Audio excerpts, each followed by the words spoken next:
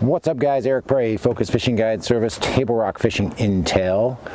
Got another video fishing report for you for Table Rock. It is Tuesday, May the 19th. Been on the water dang near every day for the last week. Missed a couple of days because of rain, but other than that, we've been out.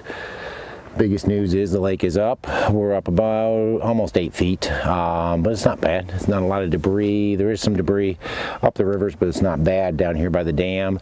Kimberling City's not bad. The James has got some debris in it, and you get up above Campbell Point to about the mouth of the Kings, you've got debris, and of course if you go up into the Kings, you're going to have debris as well. But it's not bad anywhere else. As far as our lake level is concerned, we are at 924.45, which puts us about 8 feet high above normal pool for right now. Core is releasing a little bit of water every day. They're trying to get beaver down because it's pretty high. It's about 8 feet high as well, but they really got nowhere to put the water. Bull Shoals is, I think, 30 feet high, and it got a lot of rain, so it's still rising a little bit. So they really can't dump Table Rock because they can't dump Bull because everything downstream in the White River is full. So it looks like we're going to have high water for a little bit, which is fine because it's not hurting the fishing at all. The fishing's actually been pretty good. Water temperature, we're still mid to upper 60s. If you get a sunny day, I've seen 68, 69, especially if the water's got some color to it. Day like today where it's cloudy, you're looking at about 66, 67, pretty much all over the lake. So good water temperature. Fish are biting. It's a good time to fish. But if you guys are coming down, so you're going to fish the lower end of the lake where I am today, we had a good morning. Had a real good morning. Of course, it's cloudy, a little bit of wind, so that helped us out quite a bit.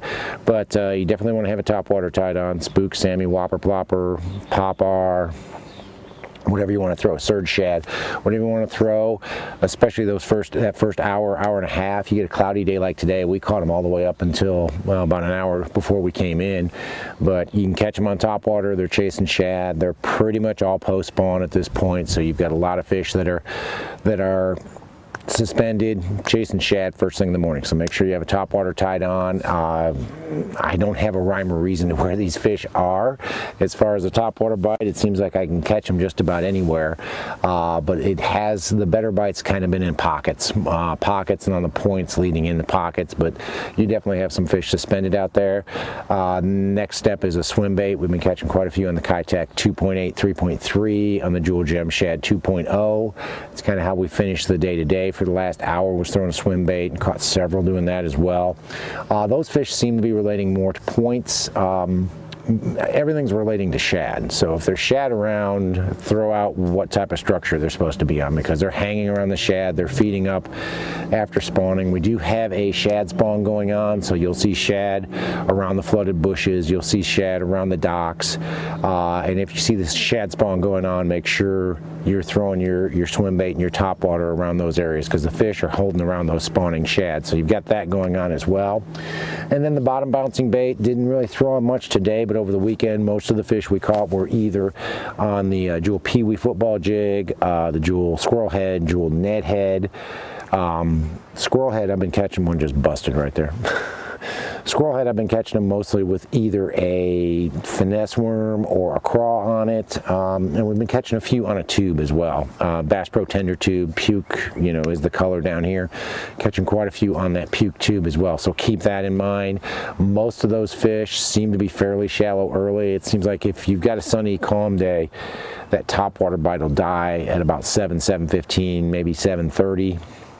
You can chase the shade and maybe make it last a little longer, but then if you don't have any wind and it's calm, you almost have to go to the bottom bouncing baits, and then most of those fish will be up in about 8 to 10 foot of water right off the bat. But as the day wears on, sun gets up higher, they're backing back out, and they're in that 10 to 15, even as deep as 20-foot range. So keep that in mind as well. Go up in the mid-lake area. Mid-lake's got a strong bite too. Again, topwater. Right now, you want to have your favorite topwater tied on, whether it's a spook, a Sammy, Whopper, Plopper, Popar, surge shad. shad, redfin, whatever you like to throw topwater, make sure you've got that tied on at least for the first 2 hours of the morning, because those fish are up, they're feeding, they're chasing shad, and we're actually catching some pretty good quality doing it. So keep that in mind. Again, going to the swim bait right after that, especially if I've got wind or a little bit of cloud cover. Topwater with cloud cover the last couple hours, then I'll switch to a swim bait if it's sunny.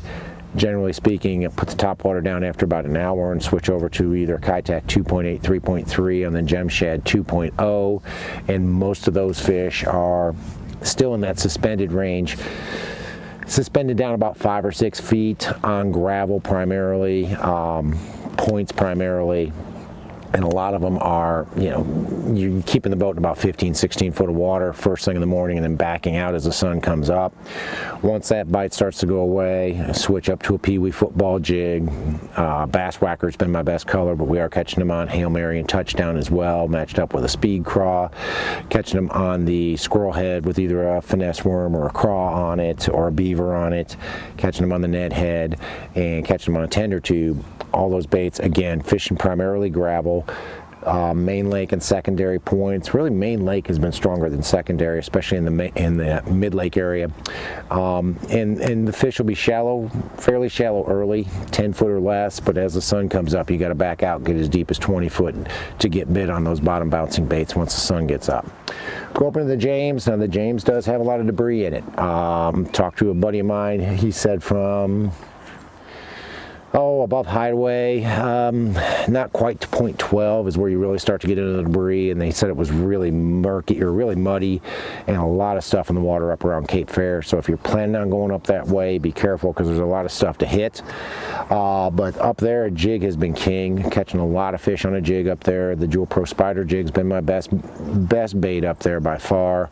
Haven't fished it since the water's come up, but fished it last week, and we caught just about everything we caught on the Spider jig in either Okeechobee Blue or Bass Whacker, matched up with a speed craw. Those fish, for one reason or another, the better fish don't seem to be on gravel. They seem to be on more gravel mixed with rock, or even some ledge rock stuff up there. That seems to be where I'm catching better largemouth up there. So keep that in mind if you're going up. With the water being up, I know you can catch them flipping bushes. I caught a couple yesterday in the White River flipping bushes. So if I can catch them in the White, I know I can catch them in the James, and either flipping this Pro Spider jig, or flipping like a brush hog or a D-bomb or something like that around those flooded bushes. There are fish in the bushes if you want to get up there, and as long as they maintain this water level and don't start sucking it back down real fast, those fish will stay in the bushes. So keep that in mind if you're going up the James as well. Go up in the White, fished the White yesterday. Had a great day yesterday. Topwater first thing in the morning. Spook, Sammy, Whopper Plopper. We caught quite a few on a surge shad as well. Keep that in mind. There are definitely fish to be caught on a topwater. Seems like up there numbers are coming from flat gravel points. Better fish are coming off a rock, but and ledge rock, not like bluff, but kind of ledgy sort of stuff. Caught a lot of fish on topwater. Again, once that started to go away, we switched over to a swim bait and a fluke and started catching them on a swim bait and a fluke up there. Most of those fish were pretty close to the flooded bushes, especially the fluke fish were really, really close to the flooded bushes. You could almost parallel those flooded bushes with fluke right now, weightless with a 3 or 4 aught hook and a swivel in front of it, and just basically working it real slow. Give it a couple twitches and let it fall in front of the bushes, and you can get kit bit doing that with a fluke. Swim bait, we are swimming in a little bit more, a little bit further off the bank, and that swim bait bite is really shad dependent. If you've got shad around, you can catch them on a swim bait, so keep that in mind up there. And then the jig, shaky head, that sort of thing, catch them on a peewee football jig, Bass Whacker, Hail Mary, Touchdown, those colors on that, matched up with a speed crawl the way I showed you showed a video on Table Rock Fishing Intel last week about how I trimmed down the speed crawl to make it work on the peewee football jig. That makes a big difference. Catching them on the shaky head, the squirrel head as well, and most of those fish I'm catching with either a craw or a beaver on it, catching them on a net head, and catching them on a tender tube. All those baits are working. Again, mostly gravel, a little bit of gravel mixed with rock. If I'm looking for bigger fish, I'll go fish more of the ledgy stuff. A little bit harder to fish, the net head and the tube on the ledgy stuff. So most of the ledge fish are coming on either a Pro Spider jig or the squirrel head.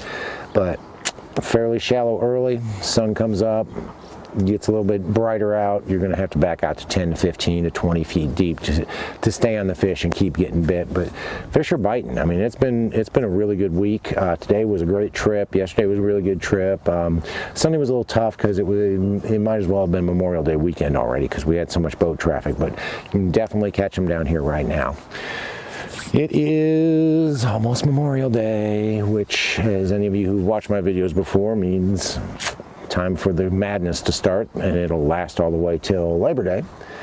But the fishing's been really good. The lake is high, which is outstanding. It means you can go flip bushes if you want to and catch fish. You can catch them on topwater right now, which is really fun. There's just a lot of ways to catch fish right now, guys.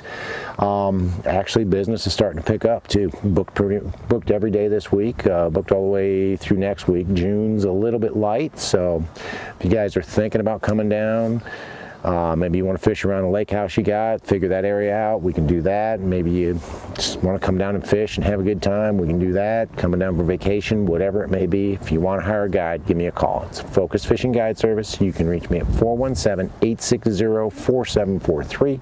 Hit my website, focusfishing.com, and either shoot me an email, book online. Either way, I get back to you as soon as I can. But guys, if you're coming down and want to hire a guide, get a hold of me. We'll get out there, we'll catch some fish and have a good time.